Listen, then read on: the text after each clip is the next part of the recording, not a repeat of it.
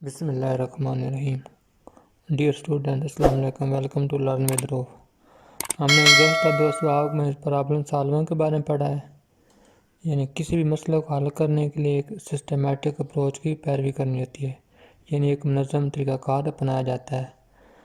مسئلے کو حل کرنے سے پہلے مسئلہ کو سمجھنا ضروری ہوتا ہے، اور مسئلہ یا پرابلم اسی وقت سمجھ میں آتا ہے جب وہ اچھی طرح بیان کیا گیا ہو، یعنی مسئلے کی سٹیٹمنٹ واضح کرتی ہے کہ مسئلہ ہے کیا، اور اگر مسئلے کی سٹیٹمنٹ واضح نہ ہو تو مسئلے کو سمجھنے کے لیے اس کے پس منظر میں جانا پڑتا ہے، اس کے بیک گراؤنڈ کو دیکھنا پڑتا ہے، اور اس کو سمجھنے کے لیے ماضی کے تجربات کی بنیاد پر بھی اندازہ لگانا پڑتا ہے، یا مسئلے کو واضح کرنے کے لیے تصویروں کی مدد بھی لی جا سکتی ہے، یعنی کسی مسئلے کو تصویری اظہار میں پیش کیا جا سکتا ہے۔ ان تمام باتوں سے پتہ چلتا ہے کہ مسئلہ حل کرنے سے زیادہ مسئلے کو سمجھنے میں زیادہ وقت لگتا ہے۔ As said by Albert Einstein, if I were given 1 hour to save this planet, I would spend 59 minutes defining the problem and 1 minute resolving it. Problem statement 5W is what, who, why, when, where کو identify کر کے مسئلے کا تجزیہ کیا جا سکتا ہے۔ اس کے بعد سلوشن کو پلان کرنے کے لیے مختلف اسٹریٹجیز جیسا کہ divide and conquer rule, guess, check and improve, act it out اور پروٹوٹائپ کی مدد لی جا سکتی ہے۔ بعض کا کینڈیڈیٹ سلوشن مسئلے کے حل کے لیے استعمال ہو سکتا ہے، اور یہ وقت کی بچت کر سکتا ہے، اور آخر میں کسی بھی مسئلے کے کئی حل ہو سکتے ہیں۔ You have to select the best solution۔ جو اسٹوڈنٹس، یہ تو اوور ویو تھا اس یونٹ کے پریویس لیسن کا۔ آئیے آج کے ٹاپک فلو چارٹ کو دیکھتے ہیں۔ What is flow chart? کسی مسئلے کے حل میں جو مراحل یا سٹیپس ہوتے ہیں، فلو چارٹ ان کو سمجھ میں بہت مددگار ہوتے ہیں۔ Let's first see the definition of flow chart. Flow chart is a graphical representation of the steps to solve a problem, یعنی کسی مسئلے کے مراحل کو گرافیکل یا تصویری طریقے سے سمجھانے کے لیے فلو چارٹ استعمال ہوتے ہیں۔ اس میں ہر مرحلے کے لیے مخصوص علامتیں ہوتی ہیں، اور پروسیسنگ کے بہاؤ کو دکھانے کے لیے علامتوں کو ایروز کی مدد سے کنیکٹ کیا جاتا ہے۔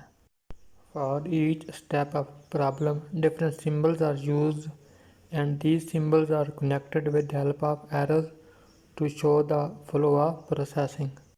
فلو چارٹ کی علامتوں کو دیکھنے سے پہلے پرابلم سالونگ میں فلو چارٹ کی اہمیت کی ہے، اس کو ذرا دیکھ لیتے ہیں۔ That is importance of flow chart in problem solving۔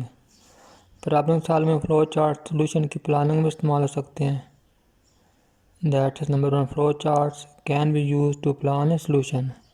اور اگر فلو چارٹ پہلے سے بنا ہوا ہے تو مسئلے کو جو کہ اس کے حل کرنے میں جو طریقہ استعمال ہوتا ہے اس کو ہم تیزی سے سمجھ سکتے ہیں۔ If a flow chart is already drawn, we can quickly understand the way a problem is solved۔ اور پھر ویسے بھی ٹیکسٹ کے مقابلے میں گرافیکل اظہار زیادہ مؤثر ہوتا ہے۔ That is picture speaks louder than words۔ So we can say that flow chart is more effective to visualize a solution graphically than a text، and it is also a good way to communicate the solution of a problem to other people۔ اب flow chart کے لیے کون کون سی requirements ہو سکتی ہیں اس کو تعین کر لیتے ہیں۔ That is determining requirements for a flow chart۔ ایک فلو چارٹ میں عام طور پر input, output, decision making یعنی فیصلہ سازی اور پروسیسنگ کا عمل دکھایا جا سکتا ہے۔ In a flow chart we can use input, output, decision making and processing۔ آئیے اب ان ٹرم کو یعنی input, output, decision making اور پروسیسنگ کو سمجھتے ہیں۔ Number 1، input. Simply input means taking data from users. جیسے آپ 9th کلاس میں داخلہ لینے کے لیے اپنی کچھ انفارمیشن جیسے نیم، فادر نیم، بے فارا نمبر، والد کا ID نمبر اور موبائل نمبر وغیرہ فارم لکھتے ہیں یا آن لائن انٹر کرتے ہیں، اس کو ہم انپٹ کہتے ہیں۔ اب آگے پروسیسنگ کا عمل ہوتا ہے۔ Processing is used for performing calculation and storing the results of calculation, یعنی جو فارم آپ فل کرتے ہیں ان کے لیے پروسیسنگ کا عمل بھی ہوتا ہے، یعنی ترتیب دینے کے لیے، جیسے زیادہ نمبر لینے والے اسٹوڈنٹس کے فارمولا ادا کر رہے ہیں تاکہ ان کے لیے زیادہ سیکشن بنایا جا سکتا ہے، تو اس عمل کو ہم پروسیسنگ کہتے ہیں، اور پروسیسنگ کا یہ عمل فیصلہ سازی میں بڑی مدد کرتا ہے۔ The process of processing step is very useful for decision making، یعنی فارموں کی جب آپ ایک پروسیسنگ کے ذریعے ترتیب بنا لیتے ہیں تو اس کی بنیاد پر اہم اور مناسب فیصلے کیے جا سکتے ہیں۔ اب یہ فارموں کو ترتیب دینے کے بعد ہم یہ بھی فیصلہ کر سکتے ہیں کہ کن اسٹوڈنٹس نے انگلش میڈیم رکھنا ہے اور کن اسٹوڈنٹس نے اردو میڈیم، یعنی اس میں ایک کنڈیشن رکھ لیتے ہیں کہ اگر اسٹوڈنٹس کے مارکس 350 یعنی 350 سے زیادہ ہوئے تو وہ انگلش میڈیم رکھ سکتے ہیں، اور اگر اسٹوڈنٹس کے مارکس 350 سے کم ہوں گے تو وہ اردو میڈیم رکھیں گے۔ یعنی ڈیسیژن میکنگ میں ٹرو اور فالس کی اسٹیٹمنٹ بھی استعمال ہو سکتی ہے، اور اس اسٹیٹمنٹ کو آپ ایسے بھی ڈیفائن کر سکتے ہیں: to determine whether a statement is true or false and taking appropriate steps accordingly is called decision making. اور ڈیسیژن میکنگ یا پروسیسنگ کے بعد اب رزلٹس دکھانے کا مرحلہ آتا ہے تو اس کو ہم آؤٹ پٹ کہتے ہیں۔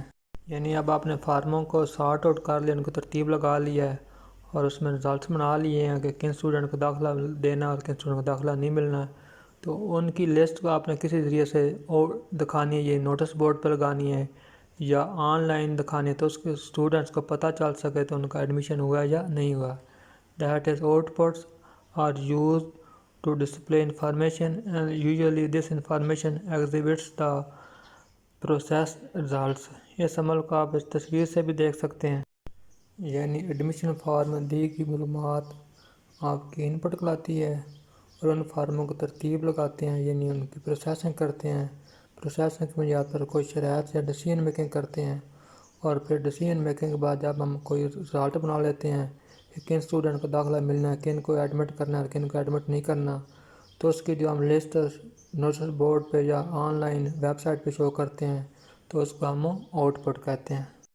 ڈیئر اسٹوڈنٹس، آج کا لیسن ہم یہاں پہ ختم کرتے ہیں۔ آج ہم نے فلو چارٹ کے بارے میں پڑھا، فلو چارٹ میں جو اہم 3 ٹرمز یوز ہوتی ہیں: انپٹ، آؤٹ پٹ اور پروسیسنگ کیا ہوتی ہے، اس کے بارے میں نے پڑھا ہے۔ انشاءاللہ کل ہم اس کی سمبلز کے بارے میں پڑھیں گے۔ تو آج کا لیسن ختم کرتا ہوں۔ اللہ حافظ۔ السلام علیکم ورحمۃ اللہ وبرکاتہ۔